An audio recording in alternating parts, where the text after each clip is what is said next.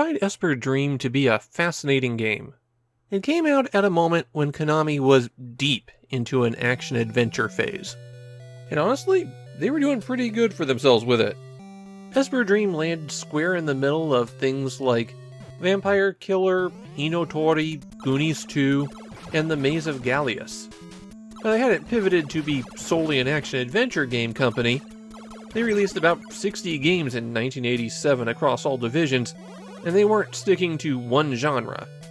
But I would say maybe a third of those games were action-adventure, or at least feeling out how much more adventure they could put in their action games. Esper Dreams pushes a bit harder on the role-playing game side. You get experience, you level up, you have to do a lot of grinding, but it still has plenty of action for you. The plot of the game is that in Renga Village, the chief's daughter has been kidnapped. The kidnappers are demanding that they surrender the entire village, but the chief finds out that somewhere, out there, there's someone very good at this kind of thing, and so he sends his other daughter into another world to fetch them. Obviously, that's you because you're so good at video games. You start out in front of the chief's house, and once you've accepted his quest, you find out that there are 5 gray houses in Renga Village. Each of these leads to a different world, and you'll have to fight your way through them to defeat the gang member at the end. Once all of them have been defeated, then the path to the final boss opens, and you can save the chief's daughter. Technically, it is possible to enter any of the 5 worlds that you like, and start working your way through them. This is a pretty bad idea. There is an intended progression here, and you won't be able to make progress in some worlds unless you've leveled up a bit or acquired the correct items. Though there is nothing to protect you from spikes, you'll just have to walk on those. The worlds can be pretty large and deep, with villages of their own and multiple zones you have to wander through. But the only place that you can save is at the house of the Renga Village Chief. If you die anywhere in the game, then you lose half your money, lose all of your experience you've gained since your previous level up, and reappear at the Chief's house. There's basically 2 modes of play.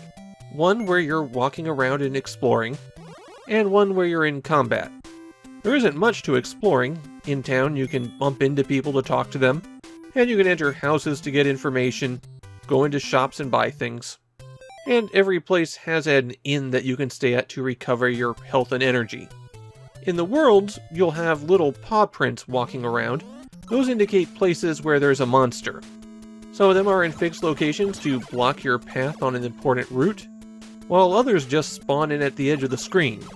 That does mean that if you're walking at the edge of the screen, they can spawn in right on top of you. You can hit the start button to see your status, but there really isn't anything you can do there. Hitting select will rotate through your Esper abilities, but you don't start out with any. You either have to earn them by leveling up, or in a few cases, purchase them from shops. If you have an Esper ability that can be used while exploring, then you activate it by pressing the B button. Esper abilities cost energy points, though. When you've bumped into one of those paw prints, combat begins, and here you shoot your gun by mashing the A button. You can wander freely around the arena, and most enemies, especially early on, can take a real pounding from you. When they die, they might leave behind a purse, which is money, an H capsule, which is health, or an E capsule, which is energy. You can destroy the items that enemies drop, so you'll want to control your shots. When you reach level 3, you get your first Esper ability, and that's a beam attack that you use by pressing B. You're able to destroy one section of the wall of the arena that you're in, and doing that opens a path so that you can run away. In the hour that I had for recording, I mainly wound up exploring the classroom world. Here you could use passages to get on top of tables, and then walk into computers.